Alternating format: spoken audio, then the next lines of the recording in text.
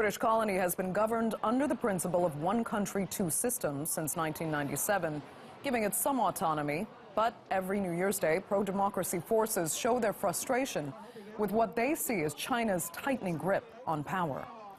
And Joel Abbey has been watching the protests unfold. He says this year's theme is Defend Hong Kong, and he explains the significance.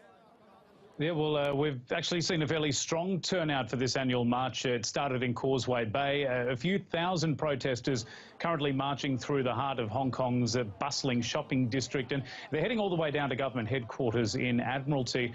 We've seen some prominent pro-democracy advocates and also political groups taking part in today's march, which is fairly common. But the poignant theme this year is Defend Hong Kong. Now, behind this is the call, as you mentioned, to protect the city's one country, two systems arrangement with Beijing, because right now it's seen as being seriously under threat, with mainland authorities making decisions that are really challenging the city's constitutional system, which is actually meant to be separate from mainland China, at least for the next few decades. Now, the city has also faced some pretty significant challenges in the past 12 months. We've seen the much maligned former chief executive C.Y. Leung replaced by Carrie Lam, who herself has been facing a mountain of questions and criticism since her election, that being about her stance towards independence and also the city's relationship with Beijing. One thing, though, that will mark a change under her leadership is that protesters are actually going to be able to gather at the area known as Civic Square,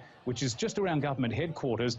This was the area that was closed off to public access since the Occupy protests back in 2014, and many in Hong Kong were saying that this was a reflection of how the previous government had been shutting out public voices instead of working for the people. The new administration just reopening this square, a sort of olive branch move to make peace with the opposition, though there are restrictions, as you can imagine, so pro-democracy advocates not entirely happy about the setup.